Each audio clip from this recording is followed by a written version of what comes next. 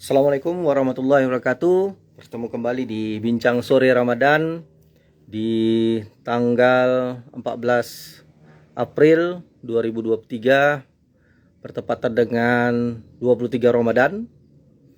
Hari ini kita kedatangan tamu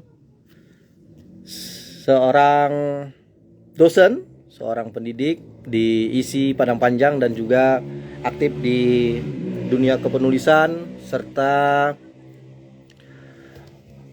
juga seorang penyair yang berasal dari Aceh, Bapak Dr. Sulaiman Junet.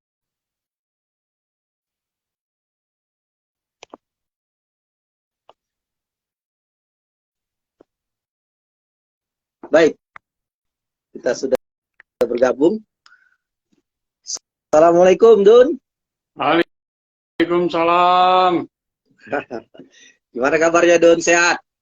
Alhamdulillah. Alhamdulillah sehat. Gimana kabarnya? Alhamdulillah sehat juga, Dun. Baik, Dun. Kita Maju gimana? terus rumah Nagari ini. Alhamdulillah, Dun. Iya. Baik. Baik, kita mulai, Dun ya. Boleh. Siap. Oke. Assalamualaikum warahmatullahi wabarakatuh. Berjumpa kembali di Bincang Sore Ramadan bersama Rumah Baca Anak Nagari yang kali ini menghadirkan seorang dosen seorang dosen dari ISI Padang Panjang dan juga seorang sastrawan, seorang penyair dan seorang penulis. Nanti kita akan tanya lebih jauh dan tema hari ini adalah tips menulis puisi. Jadi tema yang menarik. Tapi kita sapa dulu. Assalamualaikum, Dun. Waalaikumsalam warahmatullahi wabarakatuh. Baik. Jadi sahabat Rumah Baca, kita mengundang yang namanya Dr. Sulaiman Junet, tetapi biasa dipanggil dengan sebutan Adun gitu ya. Jadi kenapa namanya Adun, kita coba tanya sebelum nanti kita ke tema selanjutnya, ke tema yang kita akan bahas ya, tips menulis puisi. Ya, Dun, bagaimana, Dun? Membaca puisi. Tips membaca puisi, Don. Ya, tips membaca puisi. Baik. Don, bagaimana ini maksudnya kenapa panggilnya itu Adun gitu? Oh Apa ya, itu Adun itu?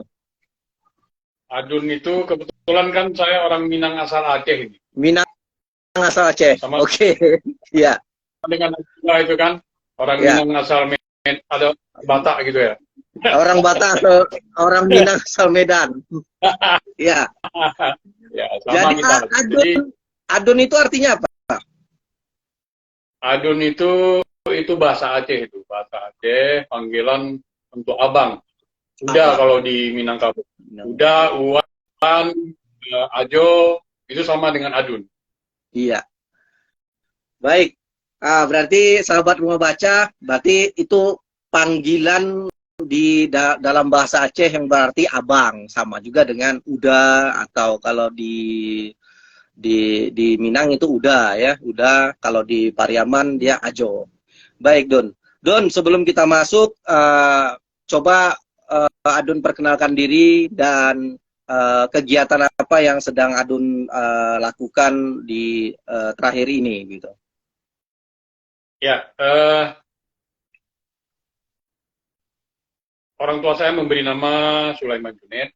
Ya, sering dipanggil Adun. Kalau dulu masa di awal-awal menulis, saya sering dipanggil Adun Sul. Karena nama saya kebetulan, nama pena saya Sul J. Said Usi dulu. Sul? Sekarang Sul J. Said Usi. Sul J. Usi. Oke, ya Don. Sul itu Sulaiman, S itu Siti Johari, nama ibu, J itu Junet, Said itu nama kakek, Usi itu nama kampung di Bernun, di Pidi. Gitu. masa itu. Nah, jadi sekarang saya kembali ke nama asli. Sayang ya, masa itu justru nama samaran saya atau nama pena saya lebih dikenal ketimbang nama asli saya. Jadi merasa berdosa dengan orang tua, sehingga kembalilah ke nama asli gitu. Akhir-akhir ini kita di Padang Panjang sedang menggalakkan diskusi di bulan Ramadan. Kita beberapa kali melakukan diskusi tentang seni, tentang sastra. Tadi malam kita baru selesai melakukan diskusi tadarus puisi, sekaligus diskusi tentang perjalanan kepenyairan di Kota Padang Panjang, proses kreatif adik-adik di Kota Padang Panjang itu di rumah ranah kreatif miliknya adik kita Ubaidillah. Jadi berkumpul beberapa rekan-rekan komunitas seni yang ada di Kota Padang Panjang. Lalu kita sesungguhnya ingin menghidupkan Dewan Kesenian Kota Padang Panjang.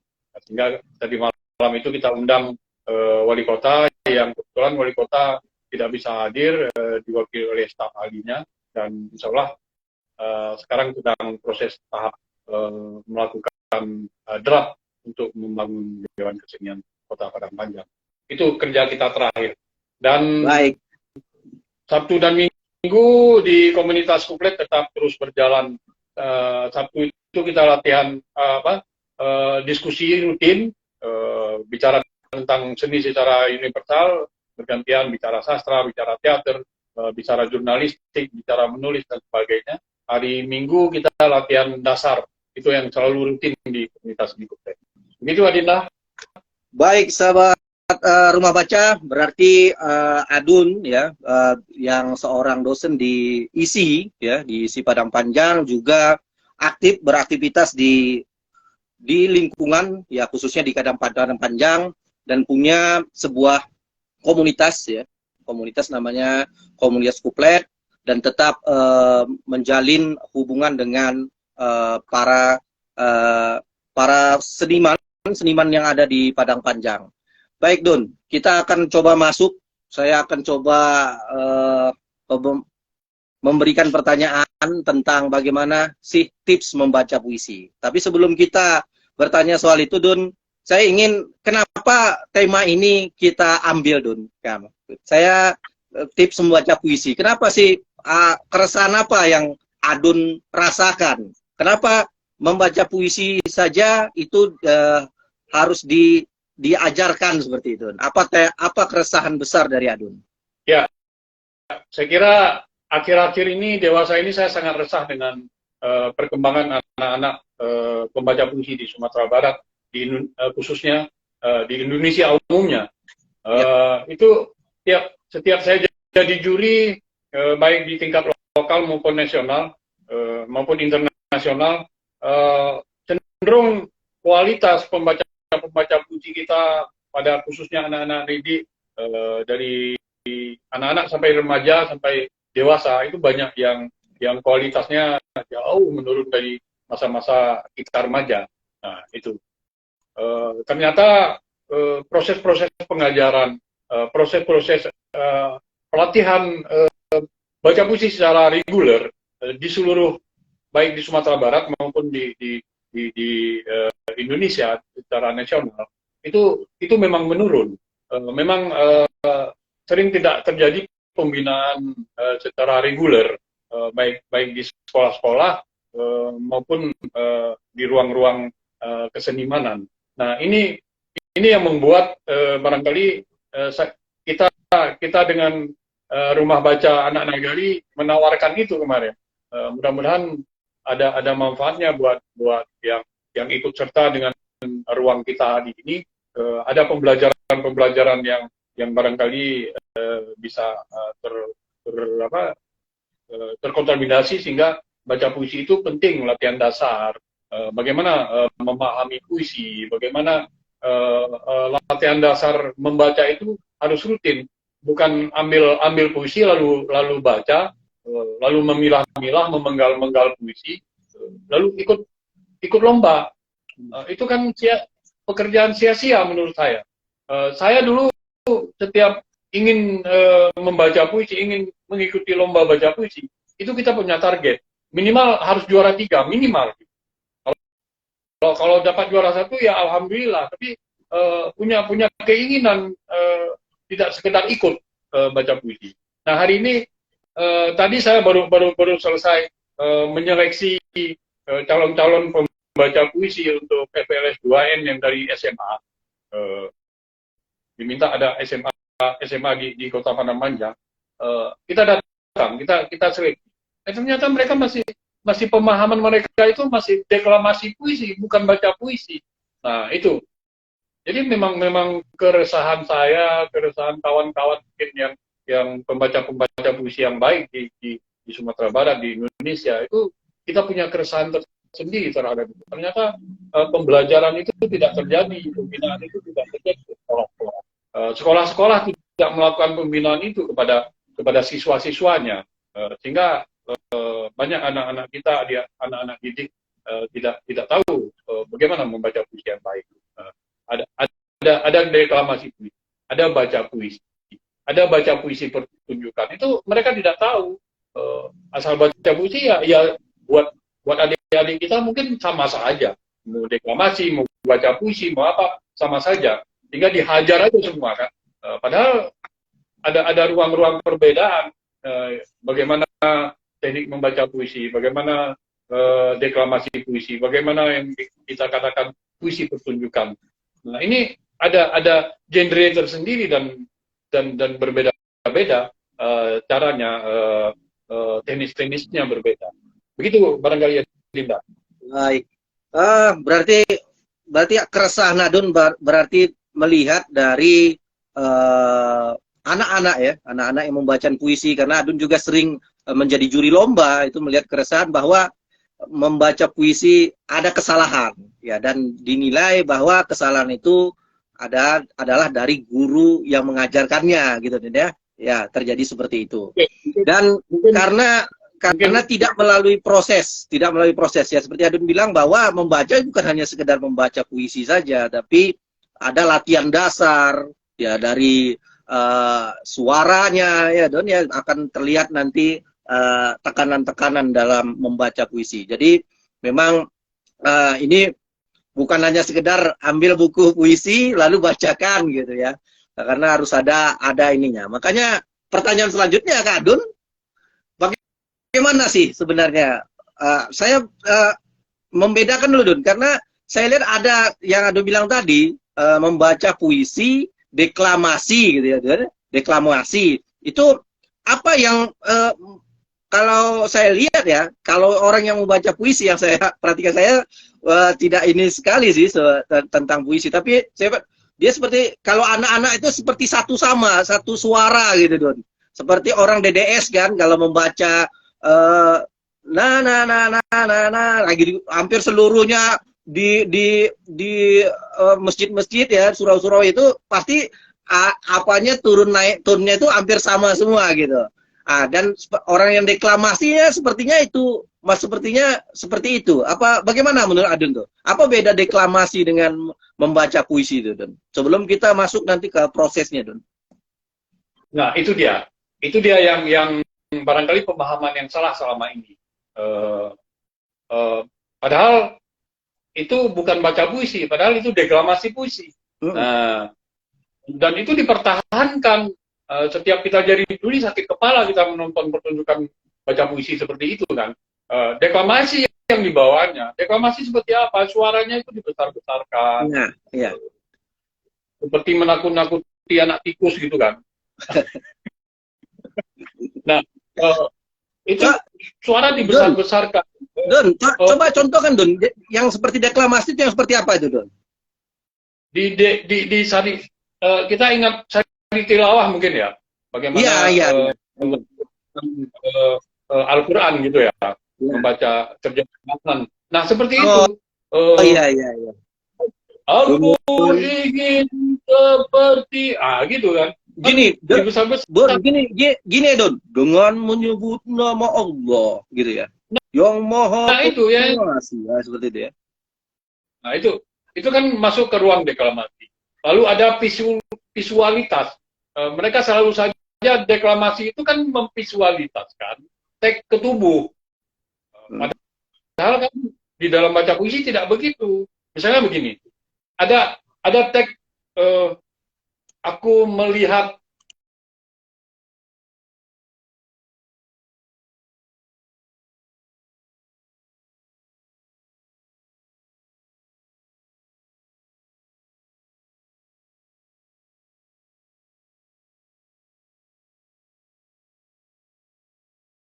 Kita coba. Ya lanjut Don.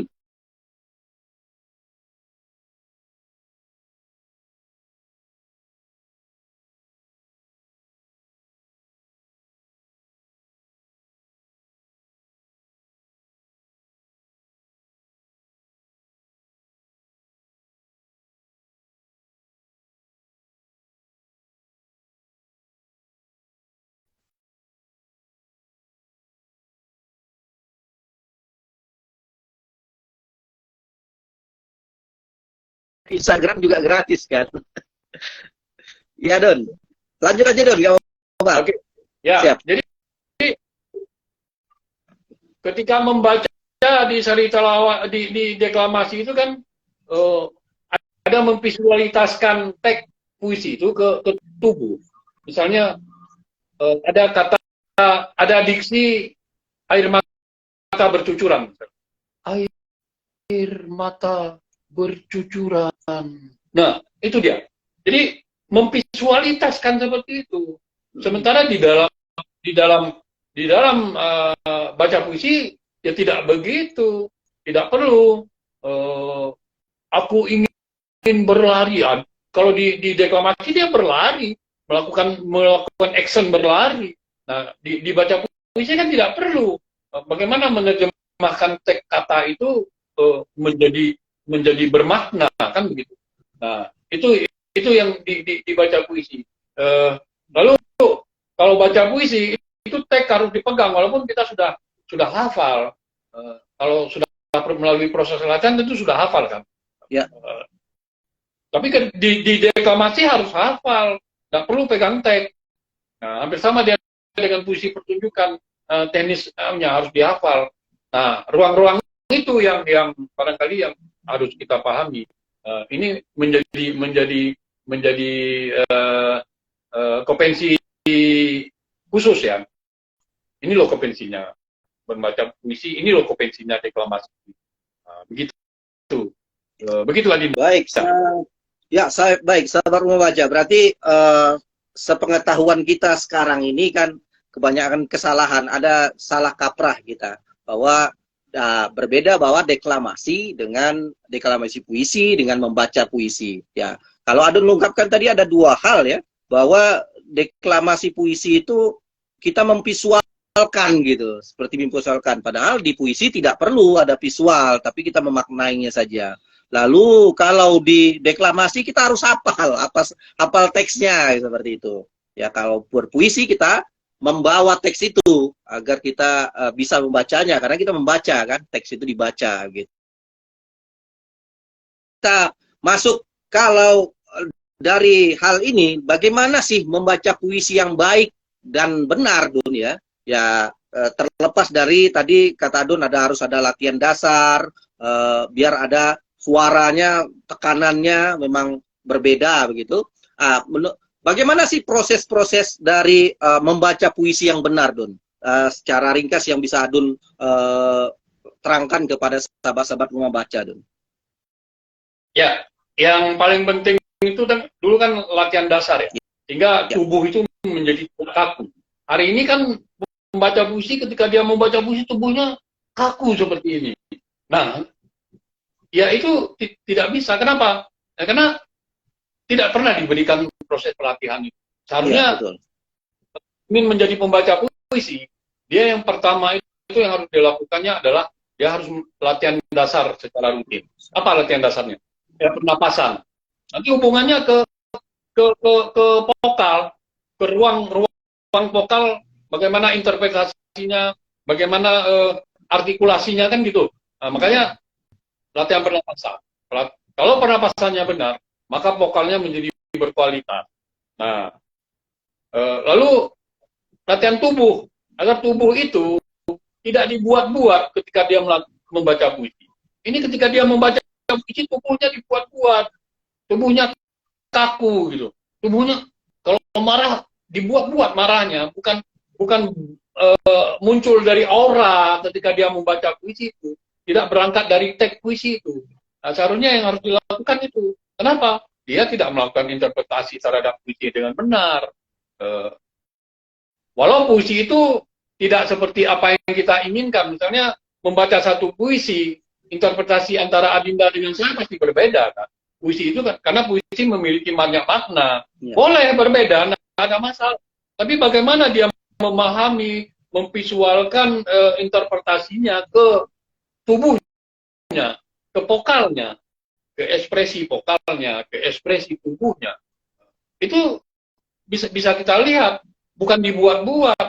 Belum lagi membaca judul aja, judul puisi kok diekspresikan. Kerawang Bekasi, kok diekspresikan baca judul. Lalu karya Khairil Anwar, kok nama orang diekspresikan gimana? Ya? Terus gimana? Punya makna apa terhadap nama? Judul cukup dibacakan Kerawang Bekasi, karya Khairil Anwar. Isinya itu yang penting, bagaimana dia memaknai. Nah, itu. Dan itu pada interpretasi teks kan yang paling penting. Iya. Misalnya membaca puisi Kerawang Bekasi, itu selalu saja terjadi kesalahan yang paling fatal. Siapa? Kerawang Bekasi itu apa itu? Mayat kan?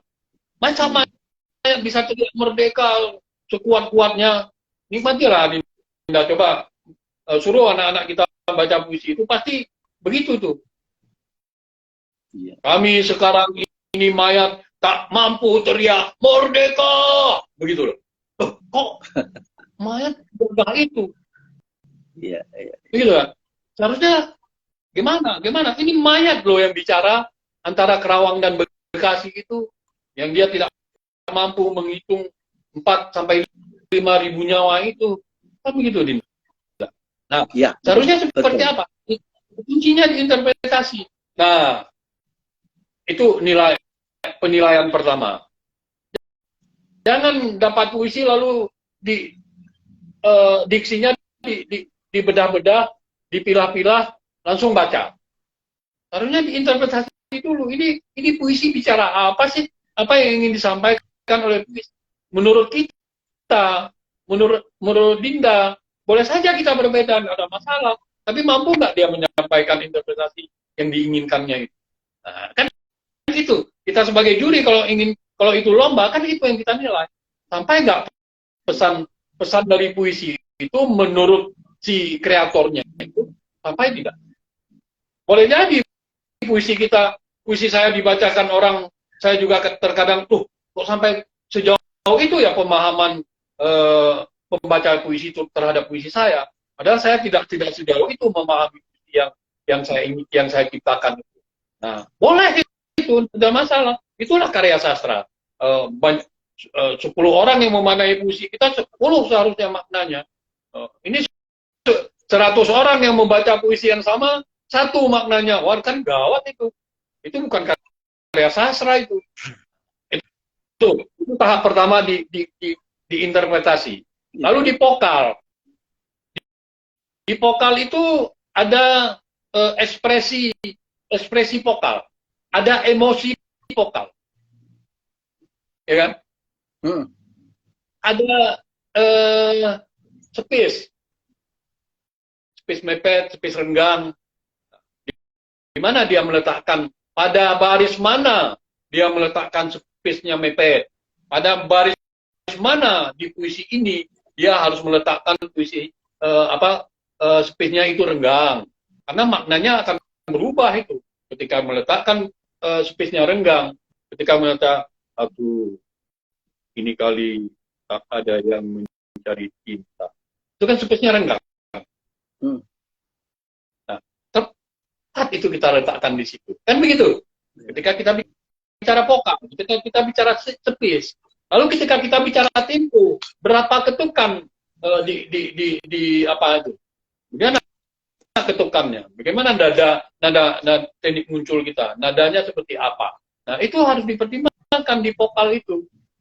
Belum lagi bicara artikulasi, harus sampai kan ke pendengar, penonton, apa yang ingin kita sampaikan itu. Nah, kalau artikulasi saja tidak tepat, gimana coba? Membaca memang jadi memang, coba. Ya. Memang itu maknanya sudah berubah, bukan memang. Dia, coba sekarang saya baca, memang aku cinta padamu. Kunang-kunang di tengah sawah, aku cinta padamu. Itu artinya, memang itu kunang-kunang di tengah sawah, artinya berubah puisi orang. Kalau Kak, satu lagi Don, kalau diksinya lebar, lebar, salah. Lebar dan lebar itu kan berbeda. Lebar dan lebar kan beda itu. Beda ya. Nah ini ketajaman diksi yang kita belum lagi menentukan tanda baca kan? Ya. Tanda baca, tanda tanya ya, tanda tanya seru ya. Tanda koma. Iya. Ini satu baris misalnya, kucing makan tikus mati di dapur. Kucing makan tikus mati di dapur. Sudah punya satu makna. Kucing makan tikus mati di dapur. Berubah ya. Maknanya. Lain lagi. Kucing makan tikus mati di dapur. Beda lagi. Kucing makan tikus mati di dapur. Beda lagi maknanya. Nah, itu bagaimana pemenggalan itu harus kita pikirkan dengan tepat sebagai pembaca. Di dalam teks, ketika kita baca, vokalnya, diksinya, temponya, maknanya berubah ketika kita meletakkan. Nah, sekarang sudah di vokal, sudah oke semuanya. Di ekspresi dan sebagainya, sudah ketemu emosi kata itu, sudah apa. Kalau lalu masuk ke yang ketiga, pertunjukan atau penampilan. Di sana ada panggung, di panggung itu diberi apa? Harus kita respon itu. Tiba-tiba ada mic, ada stand mic, ada mic. Mic itu kita cabut, kita pegang. Itu terganggu tidak? Banyak pembaca puisi yang tidak sadar itu. Ada sekian mic yang didesain di atas panggung. Seharusnya itu bagaimana kita menghidupkannya. Kita susun mic itu agar naik kita ke atas pentas ketika dipanggil. Dari tempat duduk kita sudah menikmati. Oh, di panggung ini saya harus ini. Saya muncul dari sana, saya kemari. Di bait ini saya akan bergerak kemari. Begitu. Dan itu tidak dibuat-buat, mengalir kan. Harus bisa mengalir. Itu kan sudah pernah latihan tubuh, latihan meditasi. Maka mengalir apa yang kita baca. Menuju ke pertunjukan itu tadi. Biasanya kan ketika berhenti dari satu bait ke bait selanjutnya, itu kosong.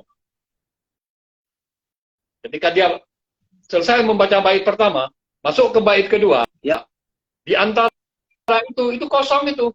Nah, hilang. Sudah putus emosinya.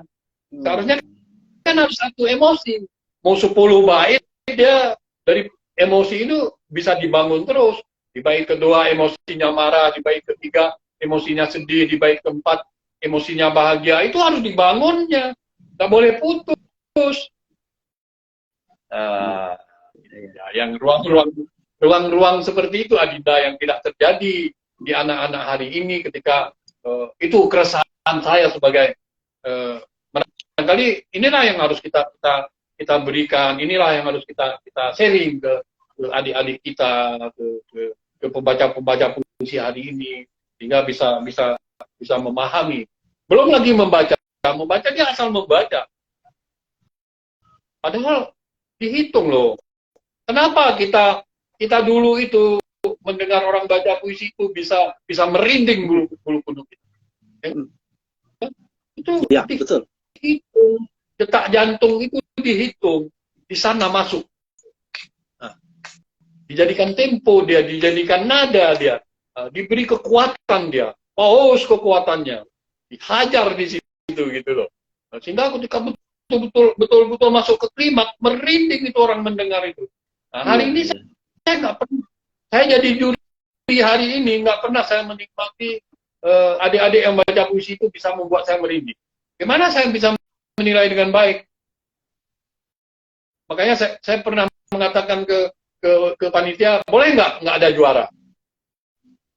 Saya merasa tersiksa menonton dan merasa kalau ada yang juara, seolah-olah itu sudah benar yang membaca ini gitu loh.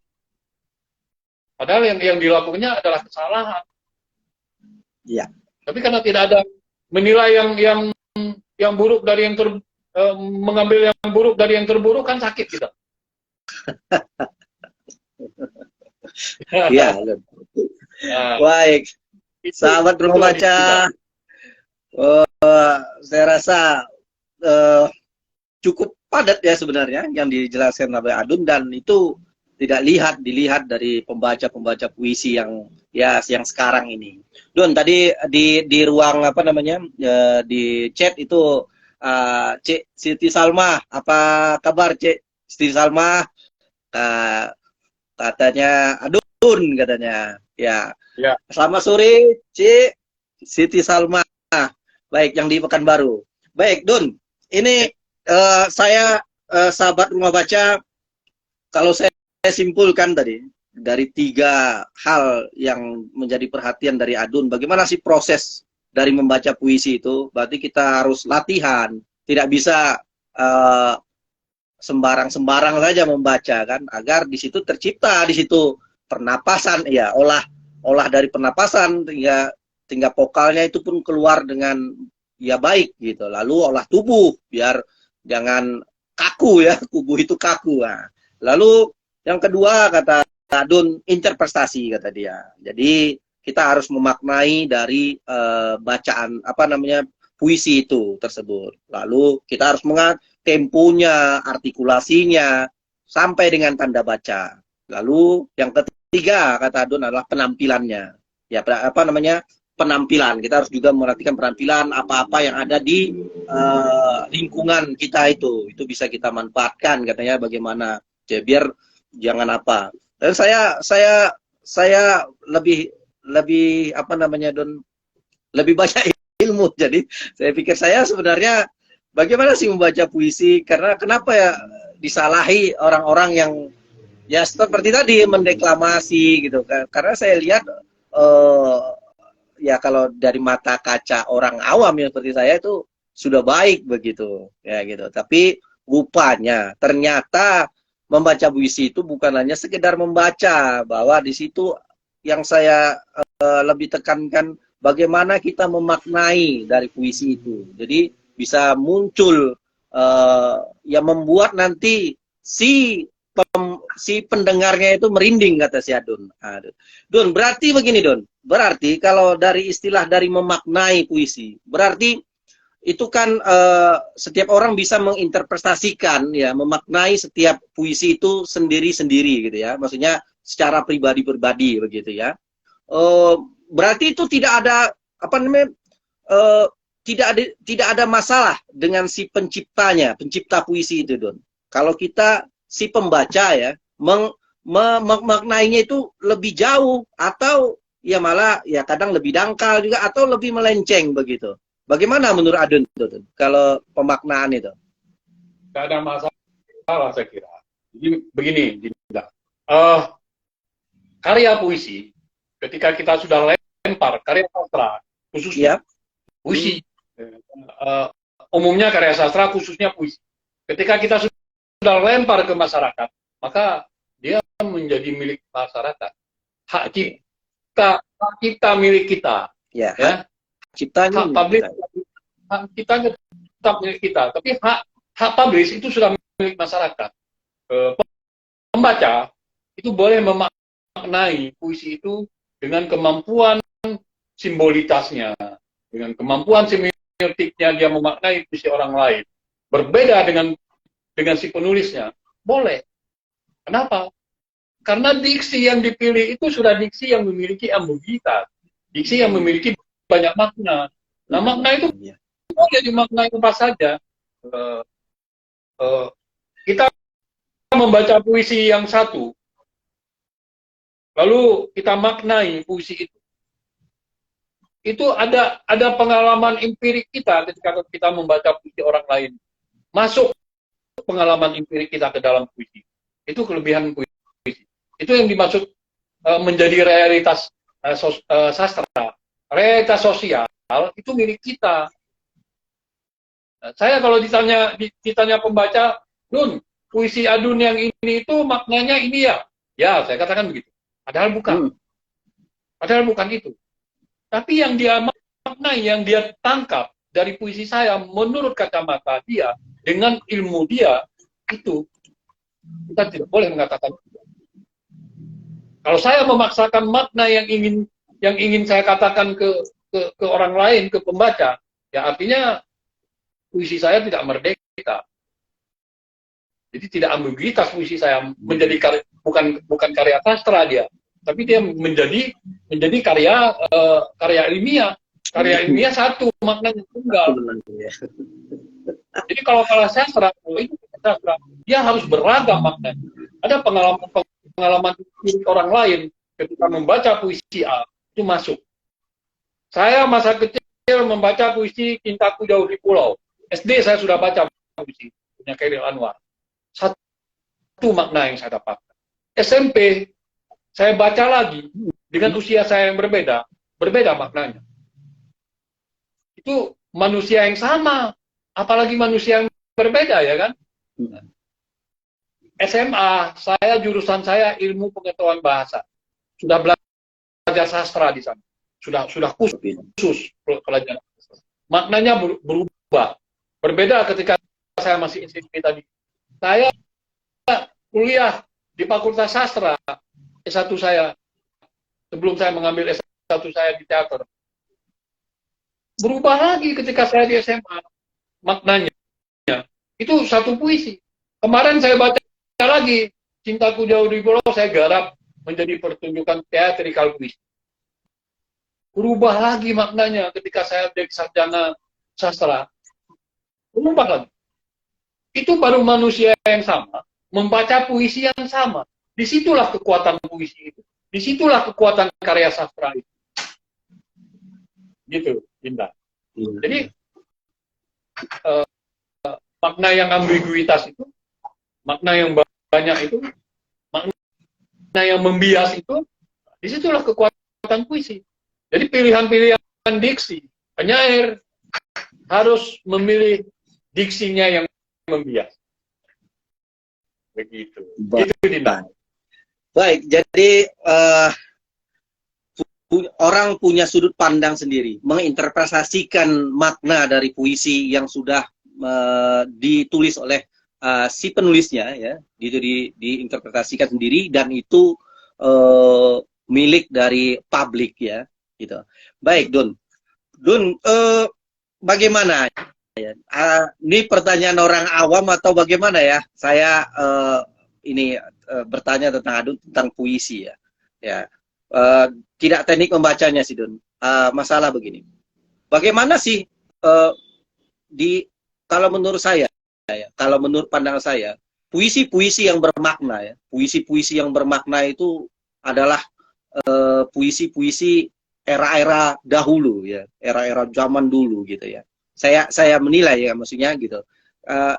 Karena pemilihannya, diksinya itu memang baik, gitu ya, memang baik. Bagaimana menciptakan, ya, Dun, ya, ini menciptakan puisi, ya, menciptakan puisi dengan diksi-diksi yang sekarang, Dun, gitu. Diksi milenial sekarang. Bisa nggak, ya, itu, Dun? Maksudnya dengan bahasa-bahasa ya, pemilihan diksinya itu menggunakan bahasa yang sekarang ya, ya bahasa digital ya, itu apakah itu bisa Don gitu, relevan nggak, bisa nggak? Ya. Ya, realitas sosial hari ini kan berbeda dengan realitas dulu. Ya, Kan betul. itu ya. Ya. Tapi ketika memilih diksi, itu tetap harus diksinya harus memiliki kekuatan yang tersendiri. Jadi tidak saya kira tidak juga diksi-diksi puisi itu. Nah, kalau puisi itu sama dengan membaca surat cinta, loh, di mana kekuatan puisi itu kan? Boleh saja pilihan-pilihan diksinya yang milenial yang hari ini boleh, harus begitu memang dia, karena isu hari ini dengan isu masa lalu itu berbeda kan. Tinggal tawaran-tawaran diksi yang hari ini ya harus kita mengikut pada perkembangan zaman hari ini.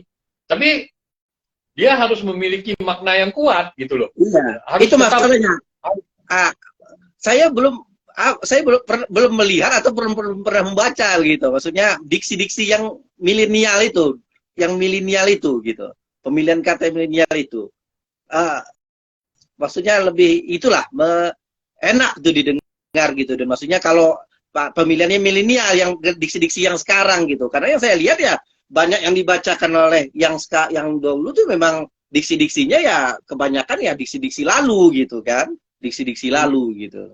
Ada nggak begitu? Itu ada sangat banyak saya kira bagaimana dia mengkombin terhadap keilmuan hari ini, pilihan-pilihan diksi secara kosakata hari ini, dia masuk ke puisi-puisi hari ini, banyak itu saya kira.